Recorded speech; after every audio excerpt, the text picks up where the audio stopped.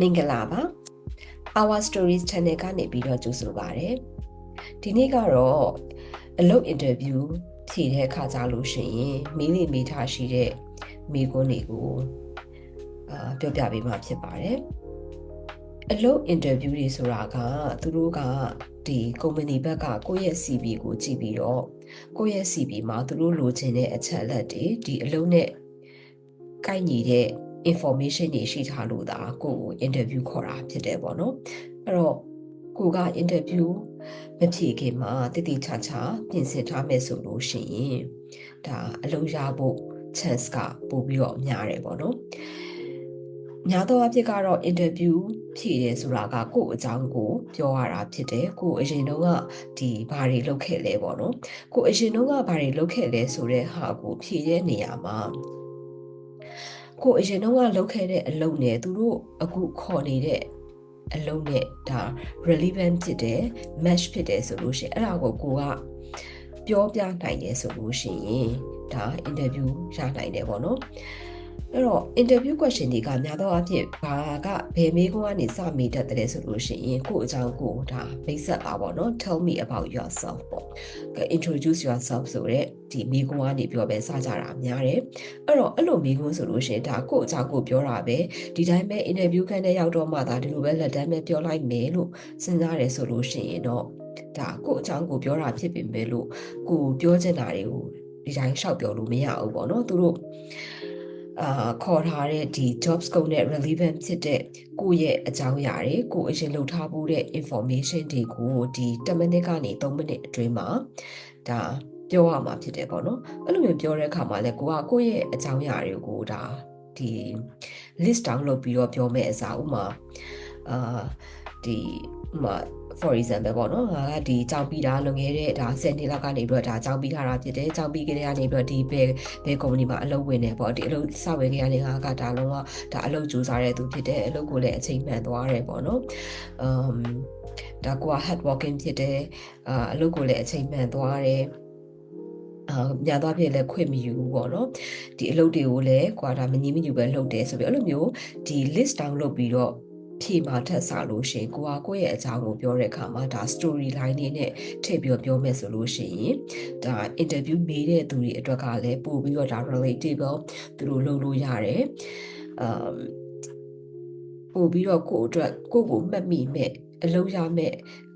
chance ကပို့ပြီးတော့များတယ်ပေါ့နော်။ဘာဖြစ်လို့လဲဆိုတော့ကိုက story line နဲ့ပြောတဲ့အခါဆိုလို့ရှိရင်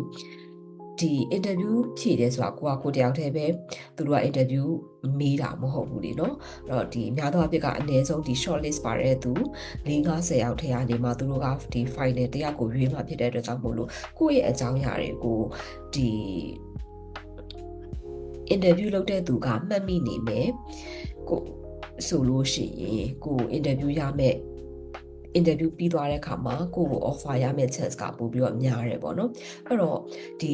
ခုနလိုမျိုးဒါ list down descriptive လို့ခေါ်တဲ့ဒါ list down လုပ်ပြီးတော့ပြောမှထက်စားလို့ရှိရင်ဒါ story line လေးနဲ့ထည့်ပြီးတော့ပြောမယ်ဆိုလို့ရှိရင်ပိုပြီးတော့အဆင်ပြေရပေါ့နော်အဲ့တော့ story line ကိုဘယ်လိုမျိုးပြောမလဲဆိုလို့စဉ်းစားရဲဆိုတဲ့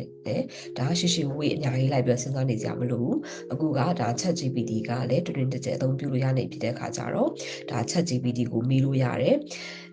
ChatGPT ကိုဘယ်လိုမေးမလဲဆိုလို့ရှိရင်ကိုအလုပ်ရှောက်မဲ့ဒီအလုပ်ပေါ့နော်ဒီအလုပ် vacancy ဒီအလုပ် vacancy ထဲမှာကြော်ညာထားတဲ့ဒီ job scope တွေ responsibilities တွေ requirements တွေအကုန်လုံးကိုဒါ ChatGPT ထဲမှာ copy and paste လုပ်ပြီးရင်ကိုယ့်ရဲ့ CV ပေါ့နော်သူတို့ဒီအလုပ်လျှောက်ထားတဲ့ကို interview ရထားတဲ့ကိုယ့်ရဲ့ CV ကိုလည်းပဲ attach လုပ်ပြီးတော့ ChatGPT မှာ prompt ရေးလိုက်ပေါ့နော်ဒီအလုပ်ဒီ job scope နဲ့ဒီ requirements ကိုပေါ်မူတည်ပြီးတော့ကိုယ့်ရဲ့ဒီ CV နဲ့ match ဖြစ်မဲ့ဒီ story line တစ်ခုကိုဖန်တီးပေးပါပေါ့နော်ဒီintroduce yourself ဆိုတဲ့မိကုန်းကိုဖြည့်ဖို့အတွက်ကို story line ကိုဖန်တီးပေးပါဆိုပြီးတော့ကိုက prompt ရေးလို့ရတာပေါ့ကိုကဒီ prompt ကိုပို့ပြီးတော့နည်းနည်းပို့ပြီးတော့ detail ရေးချင်တယ်ဆိုလို့ရှိရင်for non မှာကိုက interview ကအင်္ဂလိပ်လိုဖြေရမှာဖြစ်တယ်ဆိုလို့ရှိရင်ဒါ non native speaker အတွက်ဒါ relevant ဖြစ်မဲ့ဒီ10မိနစ်ကနေ3မိနစ်လောက်ပြောလို့ရမဲ့ဒါဒီ question interview question အတွက်အဖြေကို ပြီးပါဆိုပြီးတော့ကိုကဒီ version 3 မျိုးလောက်နဲ့ဒါတောင်းလို့ရတယ်ပေါ့နော်အဲ့တော့အဲ့ version 3 မျိုးထဲမှာကိုအကြိုက်ဆုံးကိုနဲ့ relevant ဖြစ်တဲ့ information တွေအကုန်လုံးကိုယူပြီးတော့ဒါတည်တည်ချာချာ interview မတိုင်ခင်မှာတည်တည်ချာချာ practice လုပ်သွားမယ်ဆိုလို့ရှိရင်ဒါ interview ခန်းထဲရောက်တဲ့အခါကျတော့မှဒါသူတို့မေးလာတဲ့အပေါ်မှာမူတည်ပြီးတော့မှဒါရှောက်ပြီးတော့ဒါဖြေတာမဟုတ်ဘဲနဲ့ကိုကတည်တည်ချာချာဒါ practice လုပ်သွားတယ်တည်တည်ချာချာလေ့ကျင့်သွားတဲ့ဟာကိုပြင်ပြီးဖြေလို့ရှိရင် interview ဖြေတဲ့အခါမှာကိုလည်းဒါ confidence လည်းဒါအများကြီးတက်စေတယ်ပေါ့နော်များ prepare လုပ်ထားနိုင်လေကိုအလုပ် offer ရမယ့် chance ကပို့ပြီးတော့များလေဖြစ်တယ်ပေါ့နော်အဲ့တော့အခုတခါတည်းပဲဒီဥပမာလေးနဲ့လုပ်ပြပါမယ်ဒီဘယ်လိုမျိုးChatGPT ကိုဘယ်လိုမျိုးဒါမေးလို့ရတယ်လဲပေါ့နော်ဆိုတော့ကိုကဒီအလုပ်ပေါ့နော်ဒီမှာဆိုလို့ရှိရင် NUH ကနေပြီးတော့ခေါ်ထားတဲ့ဒါ Senior Medical Laboratory Scientist ဆိုတဲ့ position ကိုရှောက်မယ်ဆိုလို့ရှိရင်မရှိတဲ့ information တွေပေါ့နော်အကုန်လုံးကို copy and paste လုပ်ပေါ့နော်ဒီ job responsibility requirements တွေအကုန်လုံးကို copy လုပ်ပြီးတော့ဒါ ChatGPT မှာpaste လုပ်လိုက်ပေါ့နော် ChatGPT မှာထည့်လိုက်ပြီးတော့လို့ရှိရင်ကိုယ့်ရဲ့ CV ကိုလည်းပဲတခါတည်းဒီမှာattach လုပ်ပေးလိုက်ပေါ့နော်။ဘာလို့လဲဆိုတော့ကိုယ့်ရဲ့ CV ကို attach မလုပ်ပေးဘူးဆိုလို့ရှိရင် ChatGPT ကဘယ်အကြောင်းအရာပေါ်ကိုအခြေခံပြီးတော့ပြောရမှန်းမသိမှာဖြစ်တဲ့အတွက်ကြောင့်မို့လို့ကိုက ChatGPT ကိုယ့်ရဲ့ CV ကိုလည်း attach လုပ်ပေးမယ်ဒီ job scope တွေ requirements တွေကိုလည်း attach လုပ်ပြီးတော့ဒီမှာ prompt လေးရေးလိုက်မယ်ပေါ့နော်ကိုလိုချင်တဲ့အကြောင်းအရာပေါ့can you provide me interview answer for the questions of like tell us about yourself or introduce yourself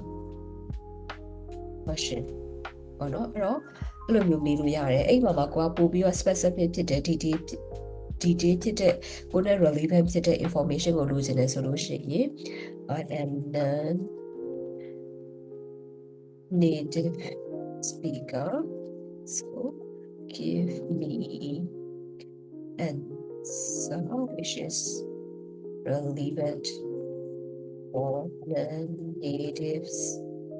speaker to speak about 1, 2, 3 minutes. Okay.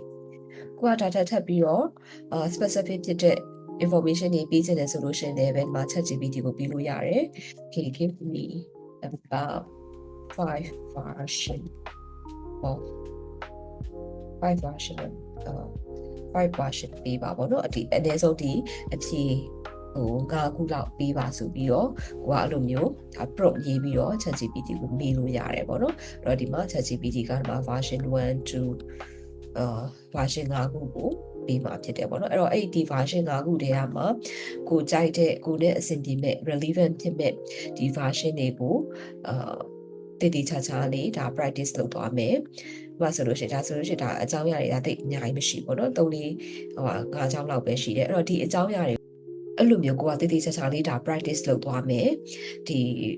ဖုန်းနဲ့တေချာလေးဒါ recording လုပ်ထားမယ်ပေါ့နော် recording လုပ်ထားပြီးတော့ interview မတိုင်ခင်မှာတေချာလေးကိုရဲ့လိုအပ်ချက်တွေကို fine tune လုပ်မယ်ဆိုလို့ရှိရင် interview ဖြေတဲ့အခါကြလို့ရှိရင်တကယ်နဲ့ဒါ interview ဖြေတဲ့အခါမှာဒါ nervous ဖြစ်တာတွေ confidence လျော့တာတွေမဖြစ်တော့ဘဲနဲ့ကိုကပို့ပြီးတော့ဒါ confidence ရှိနဲ့ကိုရဲ့အဖြေကိုဒါဖြေနိုင်မှာဖြစ်တယ်ပေါ့နော်အဲ့ခါကြလို့ရှိရင်ကို interview ဒီအလုပ် offer ရနိုင်မဲ့ chance ကလည်းဒါသူများတွေတခြား short list ပါတဲ့လူတွေထပ်စားလို့ရှိရင်ကိုက preparation လုပ်ထားတယ်ကိုက diligently prepare လုပ်ထားတယ်ဆိုတာကို interview မေးတဲ့သူတွေကလည်းဒါ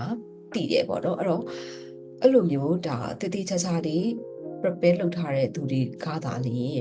လူတွေကိုသာလျှင် interview သူများနဲ့ရှင်မယ်ဆိုလို့ရှိရင်ကိုကအဲ့လိုတည်ချာလေး prepare လုပ်ထားတယ်ဆိုလို့ရှိရင် interview မေးတဲ့သူတွေကလည်းပဲဒါသူတို့ကသိတယ်ပေါ့နော်ဘယ်သူကဒါတည်ချာ prepare လုပ်ပြီးလာဖြေတဲ့သူလဲဘယ်သူကဒီတိုင်းပဲ